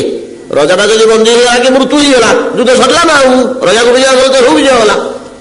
ଯୁଦ୍ଧରେ କଣ ୟାଙ୍କ ରଜାକୁ ଇଏ ରକ୍ଷା କରିବେ, ତାଙ୍କ ରଜାକୁ ସେ ରକ୍ଷା କରିବେ, ଆଉ ଶତ୍ରୁମାନଙ୍କୁ ବିନାଶ କରିବେ। ପ୍ରଥମ କାର୍ଯ୍ୟ ହେଲା ରାଜାକୁ ରକ୍ଷା। କଣ କବଚ କୁଣ୍ଡଳ ଆପଣ ସବୁ ବାହାର କରୁଛନ୍ତି ଦେହରୁ, ଶିରସ୍ତ୍ରାଣ ପ୍ରଭୃତି। କାହା କଥା ଶୁଣି ନାହାନ୍ତି ଯୁଧିଷ୍ଠିର। ସବୁ ବାହାର କରିଦେଲେ, ଅସ୍ତ୍ର ଶସ୍ତ୍ର ନାହିଁ କି କବଚ ଶିରସ୍ତ୍ରାଣ ନାହିଁ। ରଥ ଉପରୁ ଓହ୍ଲେଇଲେ, କାହା ପାଟିରୁ କିଛି କଥା ବାହାରୁନି। କୃଷ୍ଣ ସାଙ୍ଗେ ସାଙ୍ଗେ ଠାରିଦେଲେ, ଘେରିଜ ଚାରିପଟେ। ଭୀମ, ଅର୍ଜୁନ, ନକୁଳ, ସହଦେବ, ଆଉ ଯୋଉମାନେ ତାଙ୍କର ସବୁ ଅଭିମନ୍ୟୁ, ସବୁ ଯୋଦ୍ଧା ଯିଏ ଟାଣ ଟାଣ ଶକ୍ତିଶାଳୀ ଲୋକ ଥିଲେ, ଅର୍ଦ୍ଧଚନ୍ଦ୍ରାକାରରେ ଘେରିଗଲେ ଚାରିପଟୁ, କାଳେ ଶତ୍ରୁ ଆକ୍ରମଣ କରିଦେବେ, ବାନ୍ଧି ପକେଇବେ। ଇଏ ଯାଇ ଆଜ୍ଞା କୌରବ ବାହିନୀ ଭିତରେ ପଶିଲେ। ଆହୁରି ଚିନ୍ତା ପଡିଲା, ଭିତରୁ ବାହାରି ନିଜ ବାହିନୀ ଭିତରୁ ଯୁଧିଷ୍ଠ କୌରବ ବାହିନୀ, ଏଟା ମହାଭାରତର କଥା, ସତ କଥା, କପଳ କଳ୍ପିତ କାହାଣୀ ନୁହେଁ। କୌରବ ବାହିନୀ ଭିତରେ ପଶିଲେ। କୌରବ ବାହିନୀ ଭିତରେ ପଶି ଖଣ୍ଡେ ବାଟ ଆଗେଇ ଯାଇ ସିଧା ଭୀଷ୍ମଙ୍କ ରଥ ଉପରେ ଉଠିଲେ, ପ୍ରଣାମ ଟିକେ କଲେ। ପିତାମହ, ଆମେ ଘରେ ଭାଇ ଭାଇଙ୍କ ଭିତରେ ଗୋଟେ ଦୁର୍ଦ୍ଧର୍ଷ ଯୁଦ୍ଧ କମଟେ କରିବାକୁ ଯାଉଛୁ, ଗୋଟେ ବଡ କାମ କରିବାକୁ ଯାଉଛୁ। ମୁଁ ଆପଣଙ୍କର ଏପର୍ଯ୍ୟନ୍ତ ଅନୁମତି ନେଇନଥିଲି, ଆମେ ଏମିତି ଗୋଟେ କରୁଛୁ ବୋଲିକିରି। ଆଉ ଆପଣ ଘରେ ବୁଢା ହେଇକିରି ଅଛନ୍ତି, ଆଉ ଆପଣଙ୍କର ଟିକେ କାନରେ ପକେଇଦବା ଉଚିତ, ନହେଲେ ମତେ ମନଟା କିଛି ବିବେକ ମତେ ଭଲ ଲାଗିଲାନି, ଦଂଶନ କଲା ନିଜକୁ। ଆରେ ତୁ ଗୋଟେ ତୋର ଯିଏ ଗୁରୁବର୍ଗ ବୁଢା ମାନେ ଘରେ ଅଛନ୍ତି ତାଙ୍କୁ କହିଛୁ ଟିକେ ଏମିତି ଗୋଟେ ଜମିଟେ ବିକି ଦଉଛ କି, ନହେଲେ କିଣୁଛ କି, ଘରଟେ ତିଆର କରୁଛ କି, ନହେଲେ ଦି ଭାଇ ଭାଗ ହଉଛ। ସେ ବୁଢାଟାକୁ ପଚାରିବନି ଆମେ ଭାଗ ହଉଛୁ ବୋଲି। ମୁଁ ଆପଣଙ୍କୁ ଏମିତି ଗୋଟେ ଏଡେ ବଡ କାମ କରିବାକୁ ଯାଉଛୁ, ଆଉ ଆପଣଙ୍କର ଅନୁମତି ନେଇନୁ, ଆଉ ଏପର୍ଯ୍ୟନ୍ତ ଆପଣଙ୍କୁ କହିନୁ, ଆଉ ଆପଣଙ୍କ ଆଗରେ ଟିକେ କାନରେ ପକେଇ ଦିଅନ୍ତୁ, ହେଇଗଲାଣି, ଏମିତି ଆଗେଇ ଗଲାଣି, ଆମେ ତ ଯୁଦ୍ଧ କରିବାକୁ ବର୍ତ୍ତମାନ ବାଧ୍ୟ, ଏଇ ଅବସ୍ଥା ପର୍ଯ୍ୟନ୍ତ ପଳେଇ ଆସିଲାଣି, ଆପଣଙ୍କ ଅନୁମତି ପ୍ରାର୍ଥନା କରିକିରି ଆଉ ମୁଁ କହିଲି। ଭୀଷ୍ମ କାନ୍ଦି ପକେଇଲେ, କହିଲେ ବତ୍ସ ଯୁଧିଷ୍ଠିର, ଏତକ ନ କରିଥାନ୍ତେ ବୋଲେ ମତେ ବଡ ବାଧିଥାନ୍ତା। ଗୋଟେ ଜିଇଁଚି ବସିଛି, ଏଡେ ବଡ କାମଟେ କରିବାକୁ ଟିକେ ପଚାରିଲନି ମତେ, ବଡ ଗ୍ଲାନି ମୋ ମନରେ ଆସିଥିଲା। ଯୁଧିଷ୍ଠିର ସେ ସବୁ ୟା କଲେ କି ମତେ ପଚାରିଲେନି, 12 ବର୍ଷ ବଣରେ ରହିଗଲେ ବୋଲି। ବଣରୁ ସିଧା ଆସିଛନ୍ତି ନା ଯୁଦ୍ଧ କରିବାକୁ, ଯୁଦ୍ଧ ଭୂମି ଅରଣ୍ୟ ଭିତରୁ ଆସିଛନ୍ତି ନା, ଆଉ ରାଜପୁର ଭିତରୁ ନଥିଲେ। 12 ବର୍ଷ ବନବାସ, 1 ବର୍ଷ ଅଜ୍ଞାତବାସ। ଅଜ୍ଞାତବାସ ପରେ ସେ ବଣରେ ହିଁ କ୍ୟାମ୍ପ କରିକି ଥିଲେ। ବଣଠୁ ସୈନ୍ୟ ବାହିନୀ ସଂଗ୍ରହ କଲେ, ମିତ୍ରମାନଙ୍କୁ ମିତ୍ର ଗୋଷ୍ଠୀକି ସଂଗ୍ରହ କଲେ, ବଣରୁ ଆସିଛନ୍ତି। ହଉ, ଯାହା ମୋ ମନ ବଡ ସନ୍ତୋଷ ହେଇଗଲା, ମତେ ମର୍ଯ୍ୟାଦା ଦେଲ, ମୋ ମର୍ଯ୍ୟାଦା ରକ୍ଷା କଲ, ମତେ ପଚାରିଲେ ପଦେ, ଯାହା ତମର ବାପା ନିଶ୍ଚୟ ବିଜୟ ହବ, ନିଶ୍ଚୟ ତମର ବିଜୟ ହବ, ଯା ମୋର ଆଶୀର୍ବାଦ ରହିଲା। ସେତିକି ବେଳେ କୃଷ୍ଣ ତାଙ୍କ ଅଣ୍ଟାକୁ ଗେଞ୍ଜିଲେ ଆଙ୍ଗୁଠି। କଣ ବୁଝିଲେ, କଣ ଇଏ ତାଙ୍କୁ ଚେଙ୍ଗିଲେ ଯେତେବେଳେ ସେ କଣ ବୁଝିଥିବେ। ପିତାମହ, ଆପଣ ଯୋଉଠି ସେନାପତି, ଆପଣଙ୍କ ହାତରେ ଧନୁର୍ବାଣ ଧରିକିରି ଛିଡା ହେଇଛନ୍ତି, ଆଉ ବିଜୟଟେ ମୋର କେମିତି ହବ? ଆପଣଙ୍କ ପାଟିରୁ ବାହାରି ପଡିଲା, ଆପଣଙ୍କ ବାକ୍ୟ ମିଥ୍ୟା ହେଇଯିବ ସିନା। ଆପଣଙ୍କ ବିରୁଦ୍ଧରେ କାହାର ବିଜୟ ସମ୍ଭବ କି ପୃଥିବୀରେ? ଟିକେ ଚିନ୍ତା କଲେ, ହଁ ବାପା ସତ କଥା, ଆମେ ଯଦି ଯୁଦ୍ଧ ଭୂମିରେ ଛିଡା ହେଇଛୁ, ଆମକୁ କିଏ ହେଲେ ଜୟ କରିପାରିବନି। ହେଲେ ମୁଁ କଣ କରିବି କହୁନ, ମୁଁ କଣ କରିବି କହ। ଗୋଟିଏ ଶ୍ଲୋକ କହିଛନ୍ତି, ମହାଭାରତର ଶ୍ଲୋକ, ବଢିଆ ଶ୍ଲୋକଟିଏ।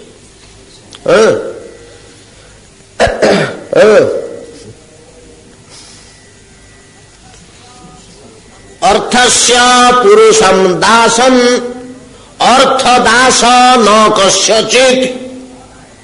ଅର୍ଥସ୍ୟ ପୁରୁଷ ଦାସ, ଅର୍ଥ ଦାସ ନ କସ୍ୟଚିତ୍ ଇତି ସତ୍ୟଂ ମହାବାହୋ ବଦ୍ଧାମ୍ୟର୍ଥେନ କୌରବୈ। କୌରବ ମାନଙ୍କ ଦ୍ୱାରା ମୁଁ ଅର୍ଥରେ ବନ୍ଧା ହେଇଯାଇଛି। ବଦ୍ଧାମି ଅର୍ଥେନ କୌରବୈ। ଅର୍ଥସ୍ୟ ପୁରୁଷ ଦାସ, ଅର୍ଥ ଦାସ ନ କସ୍ୟଚିତ୍। ଅର୍ଥ କେବେ କାହାର ଦାସତ୍ୱ ସ୍ୱୀକାର କରେ ନା, ବରଂ ସମସ୍ତେ ଅର୍ଥର ଦାସ ହେଇଯାନ୍ତି। ଅର୍ଥସ୍ୟ ପୁରୁଷଂ ଦାସଂ ଅର୍ଥ ଦାସ ନ କସ୍ୟଚିତ୍ ଇତି ସତ୍ୟଂ ମହାବାହୋ। ଆମେ କଣ କରିବୁ? ହଉ ଶୁଣ, ଆମ ହାତରେ ଅସ୍ତ୍ର ଥିଲା ପର୍ଯ୍ୟନ୍ତ ଆମକୁ କେହି ଜୟ କରିପାରିବେନି। ଆମ ହାତରେ ଅସ୍ତ୍ର ନଥିଲା ବେଳେ ଆମକୁ ଆକ୍ରମଣ କରିଦେବ, ବୁଝିଲ? ଆମ ହାତରେ ଅସ୍ତ୍ର ନଥିଲା ବେଳେ ଆକ୍ରମଣ କରିଦେବ।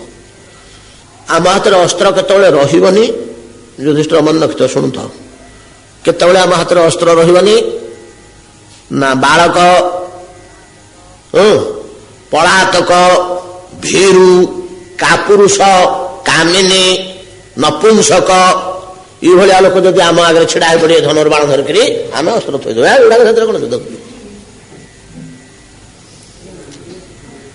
ଏଗୁଡାକ ସେଥିରେ କଣ ଯୁଦ୍ଧ କରିବୁ? ଥୋଇଦେବୁ। ସେତିକି ବେଳେ ଯଦି ଆମକୁ ଶେଷ କରିଦେବ କରିଦେବ। ଆଉ ଅସ୍ତ୍ର ଥିଲେ ଆମ ହାତରେ, ଆମକୁ ବାଣ ଆସିବନି ଆମ ପାଖକୁ, ଆଉ ଆପେ ଦୂରରେ ରହିବ। କିଭଳିଆ ସମର୍ଥ ଲୋକ ଏଗୁଡାକ ଥିଲେ। ଅର୍ଜୁନ କୃଷ୍ଣ କରୁଛ, ମନେ ରଖ ମନେ ରଖ। ଦ୍ରୋଣଙ୍କ ପାଖକୁ ଗଲେ, ତାଙ୍କଠୁ ଅନୁମତି ନେଲେ। ସେଠୁ କୃପାଚାର୍ଯ୍ୟଙ୍କ ପାଖକୁ ଗଲେ, ତାଙ୍କଠୁ ଅନୁମତି ନେଲେ ଯୁଧିଷ୍ଠିର। ସେଠୁ ମାମୁଁ ଅଛନ୍ତି ମଦ୍ରରାଜ ଶଲ୍ୟ, ମାଦ୍ରୀଙ୍କ ଭାଇ, ସେ ସେପଟକୁ ବଳିଛନ୍ତି। ଯାହା ବହୁତ କଥା ଅଛି ତା ପଛରେ। ଶଲ୍ୟ ତାଙ୍କଠୁ ମାମୁଁ ଗଲେ, ବାପ ଭଳିଆ ନା, ଆଉ ଏମାନଙ୍କର ତ ବାପ ନାହିଁ, ମାମୁଁ ଅଛନ୍ତି। ମାମୁଁ ହଉଛନ୍ତି ଜଣେ ପିତୃ ତୁଲ୍ୟ ବ୍ୟକ୍ତି, ଆଉ ସମର୍ଥ ବ୍ୟକ୍ତି, ବୁଦ୍ଧିମାନ ବ୍ୟକ୍ତି। ଏମିତି 4 ଜଣଙ୍କଠୁ ଅନୁମତି ନେଇକରି ଆସିଲେ। 4 ଜଣ ଆଗେ ଗୋଟିଏ ଶ୍ଲୋକ କହିଛନ୍ତି। ଗୋଟିଏ ଶ୍ଲୋକ ମହାଭାରତରେ 4 ଥର ରିପିଟ୍ ହେଇଛି। ଦ୍ରୋଣ ସେଇ ଶ୍ଲୋକ କହିଛନ୍ତି, ବଦ୍ଧାମି ଅର୍ଥେନ କୌରବି।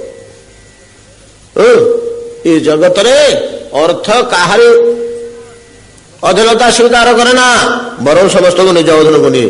ଯିଏ ପରାଧୀନ ହେଇଗଲା ତାର ସୁଖ କୋଉଠି ଆସିବ? ସେ ନୀତି ନିୟମରେ କୋଉଠି ରହିବ? ୟା ଶ୍ଲୋକର ତାତ୍ପର୍ଯ୍ୟ କଣ? ଭୀଷ୍ମ କଣ କହୁଛନ୍ତି? ମୁଁ ପୁରା ଅଧୀନ ହେଇଗଲି, ଦାସ ହେଇଗଲି ଅର୍ଥର, ଆମର ବିବେକ କୋଉଠୁ ଆସିବ? ଜ୍ଞାନ କୋଉଠୁ ଆସିବ? ନ୍ୟାୟ ଅନ୍ୟାୟ ମୁଁ କହିବାକୁ ମୋର ଶକ୍ତି କାହିଁ, ଜୀବନ ବଳ କାହିଁ? ଆମେ ରହୁଛେ ଅଫିସରଙ୍କ ପାଖକୁ ଟଙ୍କା 3000 ପକେଇ ଦେଇ ପଳେଇ ଆସୁଛେ, ଆଉ ସେ କହିପାରୁଛନ୍ତି, ପାଟି ଫିଟାଉଛନ୍ତି କି? ଆମେ ଯାହା ଲେଖି ଦସ୍ତଖତ କରୁଛେ, କହିବନି 6 ମାସ ପରେ କାମ ଆରମ୍ଭ କରିବ। ଏଟା ଗଣମାଧ୍ୟମ ଜାଣିବ, ମହା ମୁସ୍କିଲ ହବ।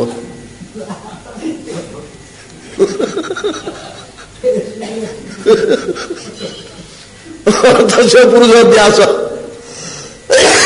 ତେଣୁ ଅର୍ଥରୁ ସୁଖ ମିଳେ ନା, ଅଥଚ ମାୟା ମା ଅକ୍ଷରରେ ତାର ଦୁଃଖଦାୟୀ ରୂପଟାକୁ ଲୁଚେଇ ଦେଇ ୟା ଅକ୍ଷରରେ କହୁଛି, ଟଙ୍କା ପଇସାଠୁ ସୁଖ ଆଉ କିଛି ନାହିଁ, ଟଙ୍କା ପଇସାଠୁ ସୁଖ ଆଉ କିଛି ନାହିଁ, ଟଙ୍କା ପଇସାଠୁ ସୁଖ ଆଉ କିଛି ନାହିଁ। ଏଟା ହେଲା ମାୟାର କାର୍ଯ୍ୟ।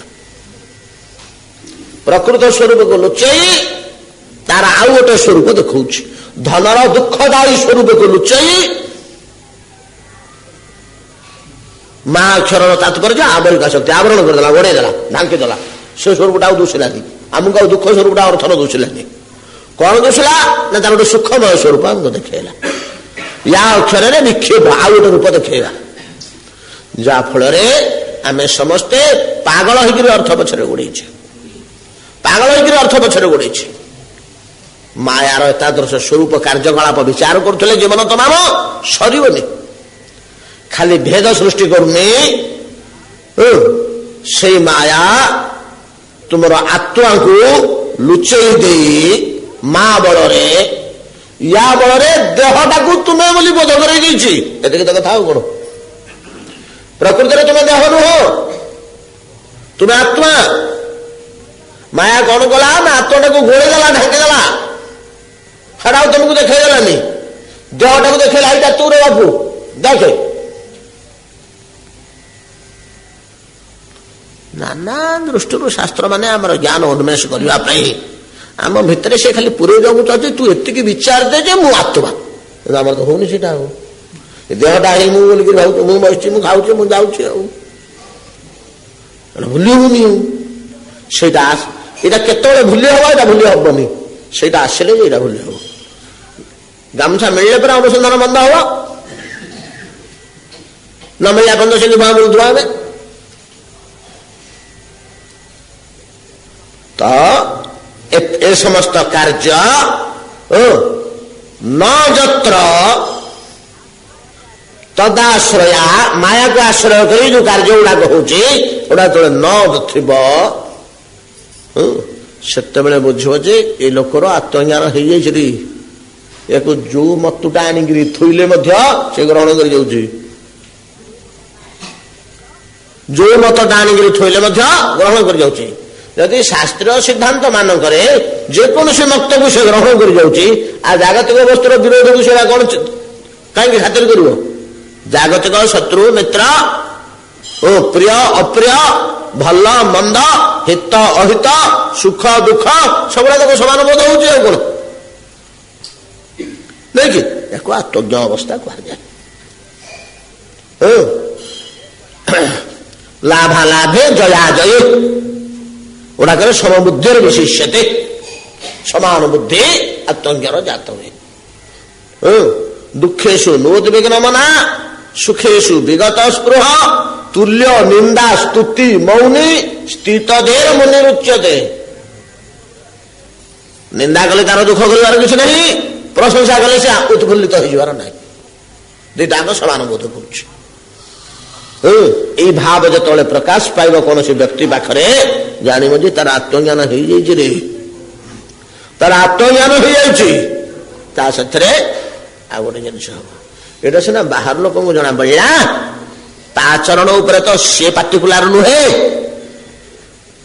ତା ଆଚରଣ ଉପରେ ତ ସେ ନିଜେ ପାର୍ଟିକୁଲାର ନୁହେଁ। ଏଟା ବାହାର ଲୋକ ଧରିପାରିବେ ତା ଆଚରଣରୁ। ସେ ନିଜେ କେମିତି ଜାଣିବ ମୋର ଆତ୍ମଜ୍ଞାନ ହେଲାଣି ବୋଲି? ସେ ନିଜେ କେମିତି ଜାଣିବ ଯେ ମୋର ଆତ୍ମଜ୍ଞାନ ହେଲାଣି ବୋଲି?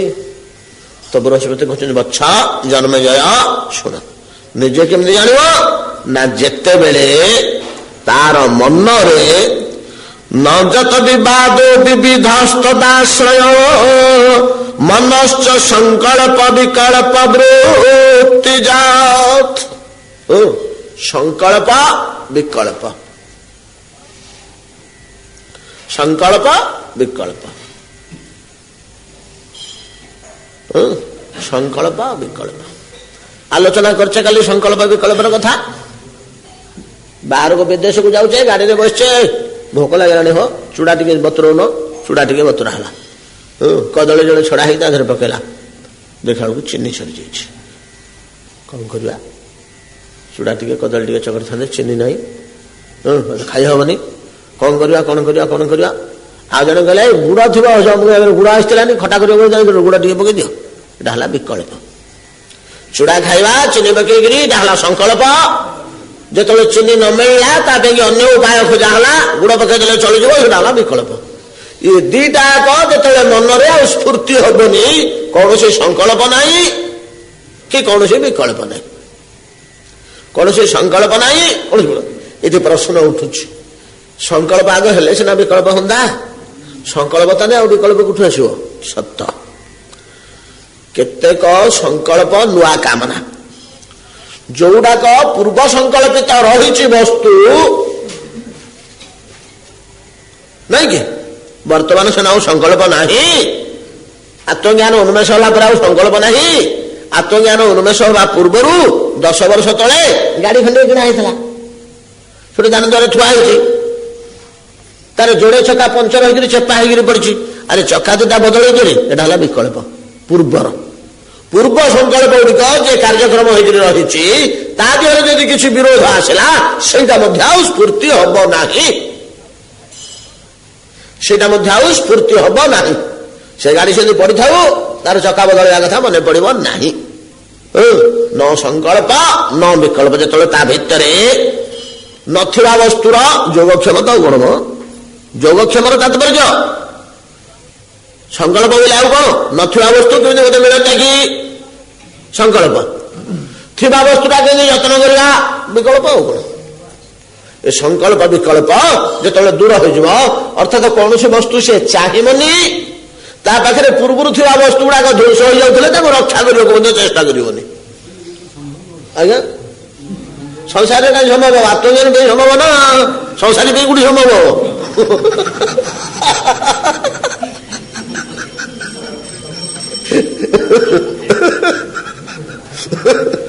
ସଂସାରରେ କୋଉଠି ସମ୍ଭବ?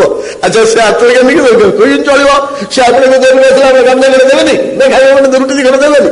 ଏଇ ଭଳିଆ ଲୋକଟି ଆସି ଆପଣଙ୍କ ଘରେ ଆଜି ପହଞ୍ଚିଲା, କଥା ହଇଲା କଲା, ରୁଟି ଦି ଖଣ୍ଡ ଦେବେନି? କୃତ ହେବେ। ଯାହା ଆଜି ମୋ ଭାଗ୍ୟ ଥିଲା ଏଇଭଳିଆ ଜଣେ ମାହାତଙ୍କୁ ରୁଟି ଦି ଖଣ୍ଡ ଖାଇବାକୁ ଦେଇପାରିଲି।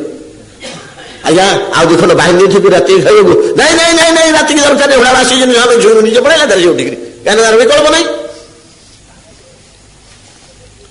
ତାର ଅସୁବିଧା କଣ ତାର ଚଳି ଯାଉଛି ଆମର ସିନା ଚଳିପାରିବାନି। ଏତାଦୃଶ ବ୍ୟକ୍ତି ୟା ପରବର୍ତ୍ତୀ ଶ୍ଲୋକଟି ଟିକେ ଜଟିଳ କିନ୍ତୁ ବୁଝି ହେଇଯିବ ଅସୁବିଧା କିଛି ନାହିଁ। ନଯତ୍ର ସୂର୍ଯ୍ୟଂ ସୃଜतो ଭୟୋ ପରଂ ଶ୍ରେୟଶ୍ଚ ଜୀବ ସ୍ତ୍ରୀଭିରନ୍ବିତାସ୍ତ୍ୱହଂ ତଦେତଦୁତଚ୍ଛାଦିତ ବାଧ୍ୟ ବାଧକଂ ନିଷିଧ୍ୟ ଚୋର୍ମିନି ବିରମେ ତତାନ ମୁନିଃ। ବଢିଆ ଶ୍ଲୋକଟେ ଆଜ୍ଞା। ଏବଂ ସାଧ୍ୟ କରିବାକୁ ମତେ 2 ଦିନ ଲାଗିଛି ତାର ତାତ୍ପର୍ଯ୍ୟ ବାହାର କରି ବାଟରେ ପକେଇବାକୁ ଆମେ ବୁଝିଲା ଭଳିଆ। କିନ୍ତୁ ଶ୍ଲୋକ ହୃଦୟ ପୁରୀ ଉଠୁଛି ଗୁଡାକ ଜାଣିଲେ। ଆସନ୍ତାକାଲି ତାକୁ ଦେଖିବା ଡେରି ହେଇଗଲାଣି ତେଣୁ ଗପି ଗପି ଏ ଶ୍ଲୋକ ଗୁଡା ଛାଡିକିରି ଯିବାକୁ ମନ ହଉନି।